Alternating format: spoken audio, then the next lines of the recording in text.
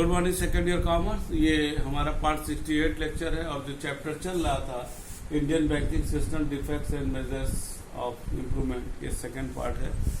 इसके पहले वाले लेक्चर में हमने जो है आपको बताया था वो कौन कौन सी प्रॉब्लम है, करीब 10-12 पॉइंट थे जिसको हम लोगों ने डिस्कस किया। आज हम लोग जो है सजेशन क्या क्या किया जा सकता है उस पर हम लोग डिस्कस करेंगे। और कमेटियां तमाम बनी, उसको कमेटियों के रिपोर्ट को हम आप पढ़िएगा, उसको हम बहुत डिटेल में नहीं जाएंगे क्योंकि वो ऐसा कुछ नहीं है, लेकिन हाँ सजेशन के रूप में अगर आते हैं तो वो है कि पहली बात तो सेंट्रलाइजेशन ऑफ बैंक की प्रथा खत्म की जानी चाहिए। और ये रिजर्व बैंक ने एक स्टेप लिया है कि अगर कोई बैंक 2 ब्रांच अगर शहर में खोलता है तो उसको 1 ब्रांच गांव में खोलना पड़ेगा। 2:1 का रेशियो बैंक को लिया है ताकि गांव में भी लोगों के पास बैंक पहुंचे और उनका जो भी बैंक की सुविधा है वो ले। दूसरा है आपका सिस्टमैटिक डेवलपमेंट। ये नहीं कि एक जगह बैंक हो तो वो एक ही जगह हो। अरे भाई ऐसे जगह भी आप जाओ जहां पर नहीं है। मान लीजिए दूर दराज में अब कोई व्यक्ति गोरखपुर के 10 किलोमीटर दूर रहता है, वहां बैंक नहीं है, उसको बैंक रोड आना पड़ रहा है। तो क्यों ना हम बैंकों की सुविधा ऐसा ले कि ज्यादा से ज्यादा जो है हमको लोगों को दूर न जाना पड़े। एक तरीके से बैंकों का डेवलप होना चाहिए, डेवलपमेंट। तीसरा पॉइंट है एमालगमेशन ऑफ बैंक। ये तो खैर रिजर्व बैंक ने शुरू भी कर दिया, गवर्नमेंट एंड रिजर्व बैंक ने। आपने देखा होगा इस साल भी जो है ओरिएंटल बैंक और ये सब सारी बैंक को मर्ज कर गए पीएनबी में। तो एक ये तो मर्जर शुरू हो गया। स्टेट बैंक के जितने एसोसिएट बैंक थे वो खत्म हुए। एक लेक्चर में मैंने पूरा डिटेल बताया कैसे कैसे क्या हुआ है। और मैंने ये भी बताया उस लेक्चर में जो इस पॉइंट के हिस्सा है कि आने वाले समय में कुल देश में 5-6 बैंक रह जाएंगे। उससे फायदा ये होगा कि उनका जो ऑपरेशनल कॉस्ट होगा वो काफी कम हो जाएगा। और जो कॉस्ट कम होगा उससे फायदा ये होगा कि लोगों को जो है उनको बैंक को सुविधा, वो पैसा जो बचेगा वो सुविधा डिपॉजिटर को भी दे सकती है। चौथा, improvement in the banking policy. अब यहां पर जो है बैंकों को चाहिए कि वो अच्छे लोगों को लोन दे, सिक्योरिटी ले, बिना सिक्योरिटी के ना दे, या जो भी गवर्नमेंट की पॉलिसी है। लेकिन ऐसे माने उनको जो जैसे सिक्योरिटी का मतलब यहां पर है कि ऐसे भी सिक्योरिटी पर लोन दे। लैंडिंग पॉलिसी को अपनी इजी करे, कहने का सेंस ये लैंडिंग पॉलिसी की इजी करे, और ताकि जो है जो नीडी लोग हैं उनको लोन मिल सके। पांचवा, adequate reserve fund. Reserve government बैंकों को अपने पास इतना फंड रखना चाहिए ताकि कभी भी कोई व्यक्ति पैसा लेने आए उसको वो पैसा दे सके। क्योंकि अगर कभी कोई व्यक्ति पैसा लेने आता और बैंक फेल टू पे the amount on demand of the depositor, that will create the economic havoc in the country because that will be prove the banking failure, or it will not be good for the economic health of the country. So it will be advised to the bank to keep this handsome amount in the reserve fund so that the bank can meet the liquid requirement at the particular time. छठा, changes in the investment policy. जो bank बहुत से अपने पैसे को invest करता है, bank ऐसे इन्वेस्टमेंट में नहीं करना चाहिए जो रिस्की हो, और जहां पर जो मार्केट बहुत फ्लक्चुएट कर रहा है, जो इन्वेस्टमेंट बहुत फ्लक्चुएट कर रहा है, वो हमेशा रिस्की होता है क्योंकि वो कभी अगर ज्यादा गेन देता तो होता है। बैंक को ऐसी इन्वेस्टमेंट में अवॉइड करना चाहिए क्योंकि वो पैसा बैंक का नहीं है, वो पैसा कहीं ना कहीं इन्वेस्टर्स का है। और अगर वो पैसा डूब जाता है, कम हो जाता है, तो निश्चित रूप से बैंकिंग सिस्टम को एक बहुत बड़ा चुनौती है। तो ये करना चाहिए। ट्रेनिंग, प्रॉपर ट्रेनिंग की व्यवस्था कीजिए। लोगों को जो कर्मचारी सेलेक्ट के आ रहे हैं उनको जो है बैंकिंग और इकोनॉमिक्स जो ये बैंक के काम करने के लिए जरूरी नॉलेज है वो उनको दीजिए। आज का जो बैंकिंग सिस्टम में चेंजेस आ रहा है उस चेंजेस को भी उन लोगों को बताइए, सो that the staff, the management of the bank must be affiliated with the changing scenario, economic scenario of the country through the, or it can be done through the training. Cooperation, organised और unorganised sector में, इस पर तो आपको बताया भी मैंने है और सही भी है कि रिजर्व बैंक तमाम तरीकों से कोशिश किया भी, क्योंकि रिजर्व बैंक को कानून बनाने का अधिकार तो है नहीं। रिजर्व बैंक ने गवर्नमेंट को लेटर लिखा भी कई बार कि जो अनऑर्गेनाइज सेक्टर है उसको किसी न किसी तरह रिजर्व बैंक के अधीन दिया जाए, लेकिन ऐसा हुआ नहीं। इसका यह है कि जितने भी अनऑर्गेनाइज मनी मार्केट ये अपने हिसाब से काम करते हैं, ये आरबीआई के अधीन नहीं है। हाँ, जो भी मैंने इसके पीछे कोऑपरेटिव बैंक के संदर्भ में मैंने बताया भी था कि कोऑपरेटिव एक्ट 2020 में संशोधन करके कोऑपरेटिव बैंक को कहीं न कहीं, क्योंकि 100% कोऑपरेटिव बैंक फेल हो रहे थे due to the favouritism, due to the nepotism, due to the क्या कहते हैं जो पॉलिटिकल इंटरफेरेंस, दबंगई, गुंडे, जो भी आप कह सकते हो, और due to the bad lending policy, ये सारी चीजों से बैंक फेल करने लगे थे। तो भारत सरकार ने कोऑपरेटिव बैंक एक्ट में संशोधन करके कोऑपरेटिव बैंक को भी डायरेक्ट इनडायरेक्ट में रिजर्व बैंक के अधीन किया। अब reserve bank can interfere in the working of the cooperative bank, even in the appointment of the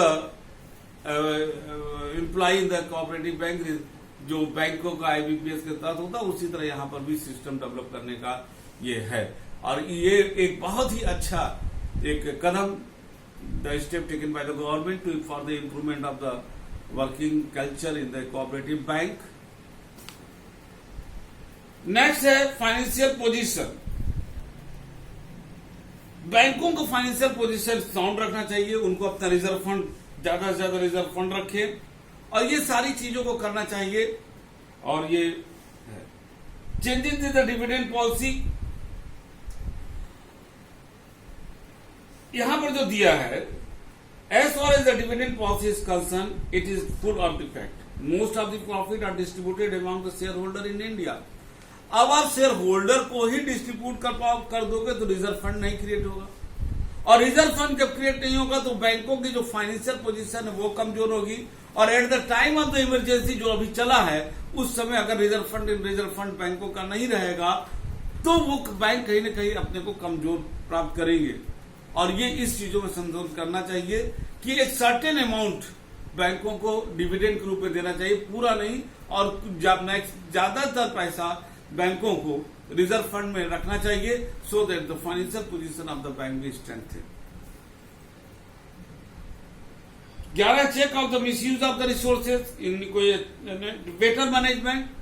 ऐसे व्यक्तियों को नियुक्त करिए डिसीजन मेकिंग कैपेसिटी में जो हमारे चीजों को जानते हो, बैंकिंग सिस्टम को, इंप्रूवमेंट इन वर्किंग, ये सारी चीजें थी। तमाम ऐसी कमेटी बनी जिसको हम यहां पर डिटेल नहीं करना चाहेंगे, जिसमें से गोलपोरिया कमेटी, कस्टमर सर्विसेज, इन्होंने जो है तमाम 1990 में बना था, तमाम ऐसे संशोधन के लिए सजेशन दिया। अब दूसरा, एक प्राइवेट सेक्टर बैंक के लिए reserve issued by the reserve bank ने गाइडलाइंस जो इशू किया, वो इसमें चीजें हुई, काफी संशोधन हुआ। वर्मा कमेटी आया, ठीक है ना, और ये जितने भी कमेटी आए उसके तहत जो है सीआरआर के लिमिट में जैसे मिनिमम हटा दिया गया, एसएलआर का मैक्सिमम 40 से 25 कर दिया गया, ये सारी चीजें संशोधन आए। तमाम ऐसे से इन लोगों के सजेशन पर संशोधन आया। इसी में से किसी का एक हम ओवरऑल लिस्ट बता रहे, इसी में संशोधन आया कि बैंकों की संख्या कम करके और एक महाबैंक की योजना बनाई जाए, गांव में ज्यादा से ज्यादा बैंक खोले, ठीक है ना, नेटवर्क सिस्टम को मजबूत किया जाए, और ऑनलाइन सुविधा, ये सारे बैंक इन लोगों ने इसको किया, ठीक है। इसमें जो है एक हम पॉइंट बोलना चाहेंगे, एक डॉक्टर रंगराजन जो कभी हमारे रिजर्व बैंक के गवर्नर थे, उनका एक स्टेटमेंट है, वो हम बोलेंगे। Doctor Rangarajan pointed out that the impact of sound banking could be made sustainable only if the process of conversion of take place, that is the credit into inputs, input into output, output into income, income into repayment, and repayment into the lending। इसको आपको समझने की थोड़ी जरूरत है, क्योंकि आप समझ जाओगे तो हम लोगों को बैंकिंग का पूरा हमको समझ में आ जाएगा। देखिएगा, इनपुट, अब यहां पर एक हम बना रहे हैं, इसको समझा रहे। इनपुट इन्होंने रखा है, इनपुट ये आपका future of the Indian banking system का जो पैराग्राफ है उसमें डॉक्टर रंजाना लिखे वहीं पर है। तो अब आप देखिए यहाँ पर हम फिर से कर रहे हैं इसको, pointed out the sound banking system could be made sustainable, माने अच्छा बैंकिंग सिस्टम तभी चल सकता है जब process of conversion take place. कैसे? Credit into input,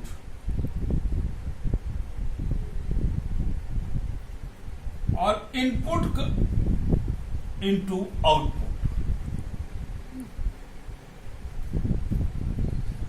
output into income, और income into the repayment.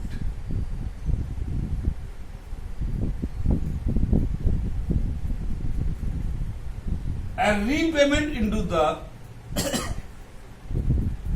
New lending. यानी कि कहीं ना कहीं ये अब इसको हम एक्सप्लेन कर देंगे। देखिए, इंडिया में बैंकिंग का कोई जवाब नहीं है, और बैंकिंग सिस्टम जो है इसका कोई जवाब भी नहीं है, न कोई इसका रिप्लेसमेंट है, न कोई सब्स्टिट्यूट है। और आज के संदर्भ में जिस तरह से हमारी इकोनॉमिक एक्टिविटी इंडिया में बढ़ रही है, वो बिना बैंकिंग सिस्टम को नहीं बढ़ सकती। अब उस बैंकिंग सिस्टम को दुरुस्त करना होगा, सिर्फ कमियों को निकालने वाली बात नहीं है, क्योंकि एक कमी तमाम है। एक कमी जैसे हम, और मेरे विचार से जो इस किताब में नहीं दिया हुआ है कि apart from the original bank, original function of the bank, there are so many other function which are perform by the bank. तो बैंक पर वर्किंग जो कार्यों का बोझ है वो उन कार्यों को ज्यादा वो करने लगा है जो बैंक का ओरिजिनल है नहीं। जैसे एक एग्जांपल ले लो, स्कूल का फीस बैंक में क्यों जमा होता है? वो बैंक सीधे सीधे लोग स्कूल में जमा करें और स्कूल वाले बैंक में जमा करते, तो वो अब हमारे ये बैंक, तो तमाम ऐसे से कुछ कार्य हैं जो bank apart from their original bank they are performing. इस पर गवर्नमेंट को सोचना चाहिए, हम लोगों को सोचना चाहिए कि बैंकों को स्पेशलाइज संस्था बनाइए जो लैंडिंग और डिपॉजिट का, न कि आप करेंट अकाउंट में जमा करें जिसका कोई बैंकों को फायदा भी नहीं है, और लेकिन ये कर रहे हैं। तो ये एक ये हम लोगों को सोचना पड़ेगा इस तरह से क्या है। अब आते हैं इसी पर कि देखिए, फ्यूचर तो बड़ा प्रॉस्पेक्ट है और उसका कोई हल नहीं है। हम ये कहते हैं कि नहीं बैंकिंग सिस्टम बेकार है, फलाना ढिकाना। अलबत्ते हम और कहते हैं इसको मजबूत करो ताकि हर व्यक्ति बैंकिंग सिस्टम को फायदा ले। और आज कहीं ना कहीं जब हम बात करते हैं लोगों का बैंकिंग सिस्टम में है, विशेष रूप से नेशनलाइज बैंक में एक शिकायत आ रहा है कि they are the employ of the nationalise bank are behaving just like the bureaucrats. अपना ही पैसा व्यक्ति लेने जाता है तो उसको लगता है कि हम कर्जा मांगने जाते हैं। वो सिर्फ देरी ही नहीं करते हैं, उनको शब्दों का प्रयोग इस तरीके से बात करते हैं जो कस्टमर है वो इल फील करता है। इवन मिसबिहेव के हम बात कर सकते हैं। Misbehave, they are not behaving like the manager, they are behaving like the police officers. अब ये जो सिस्टम है ये कहीं ना कहीं लोगों को परेशान कर रहा है कि साहब हम अपना ही पैसा। तो मैंने जो कुछ देखा कि कुछ लोग तो ऐसे भी बात करने लगते हैं जबकि हम उनके बात से समझ नहीं है कि साहब इससे अच्छा है कि जिस तरीके से बैंक वाले परेशान करते हैं उससे अच्छा है कि हम घर पर पैसा रखें। ये अच्छी बात नहीं है देश के लिए। हम लोग जानते हैं कि जब तक बैंकिंग सिस्टम में पैसा नहीं जाएगा तब तक हमारी इकोनॉमी मजबूत नहीं होगी। लेकिन ये सोच कहीं ना कहीं हमारे लिए दिक्कत पैदा कर रहा है। ये सोच को लोगों को बदलना पड़ेगा और शायद यही कारण है कि आज प्राइवेट बैंक बहुत तेजी से आगे बढ़ रहे हैं in comparison to the nationalise bank. और कहीं ना कहीं हम लोग आंदोलन करने लगते हैं कि साहब गवर्नमेंट जो है हर सेक्टर को प्राइवेटाइज कर रहा है। पॉलिटिकल मोटिव हो सकता है, लेकिन एक कारण जरूर है कि आज प्राइवेट सेक्टर अगर आ रहा है लोगों से पैसा, क्योंकि लोग पैसा देना चाहते हैं लेकिन सुविधा चाहते हैं। बैंक सुविधा भी नहीं देता और लोगों को जो है एक तरह से इल फील करा देता है अपने बिहेवियर से। अब आते हैं क्रेडिट। बैंक ने क्रेडिट दिया बिजनेसमैन को, वो क्रेडिट फिर वो रॉ मटेरियल इनपुट लेगा, जितने भी फैक्टर ऑफ प्रोडक्शन है उनको यूज करेगा इनपुट के रूप में। उस इनपुट से आउटपुट निकलेगा जो मार्केट में जाएगा। मार्केट में खूब अच्छा जगह, मार्केट में खूब बिका और सारे फैक्टर ऑफ प्रोडक्शन को जो उनका इनकम है डिस्ट्रीब्यूट किया गया। डिस्ट्रीब्यूट करने के बाद जो है ये उनका भी इनकम हुआ और जो एंटरप्रेन्योर है उसको भी इनकम हो रहा है, और वो इनकम जो है उस इनकम से वो जो है क्रेडिट का रीपेमेंट करेगा। और जब रीपेमेंट करेगा तो बैंकों का रीपेमेंट कैसे आएगा, बेसिक प्लस इंटरेस्ट के साथ वो रीपेमेंट करेंगे ईएमआई के रूप में जिस तरीके से, और वो जो है फिर से एक न्यू लेंडिंग पॉलिसी शुरू हो जाएगी जो हमारे क्रेडिट और न्यू लेंडिंग पॉलिसी फिर से ये साइकिल डेवलप हो जाएगा। तो डॉक्टर रघुराजन जो हमारे रिजर्व बैंक के पहले गवर्नर भी हो सकते थे, बहुत बड़े अर्थशास्त्री भी है और बहुत विद्वान व्यक्ति है, उन्होंने कहा कि अगर बैंकिंग को सही तरीके से चलाना है, बैंक को और इंडिया में बैंकिंग सिस्टम को मजबूत करना है, तो ये अगर चीजें होगी तो हो जाएगा। हमने खुद जो एक रिसर्च किया था, वो एक जो गड़बड़ी आई थी, वो गड़बड़ी ये थी हमारे रिसर्च में, चूंकि इंडस्ट्रीज पर ही मेरा रिसर्च था, उसमें ये था कि most of the people are taking loan on the basis of the industry. से अब हमको इंडस्ट्री जगाना है, ये विशेष रूप से ईस्टर्न यूपी की बात कर रहे हैं, और वो दे आर क्योंकि बिजनेसमैन जो दुकानदार हो रहा है, अगर वो इंडस्ट्री लगा रहा है, उसका एक अप्रोच होता है दुकान का, और दुकान करना और इंडस्ट्री चलाना बहुत है डिफरेंट थिंग।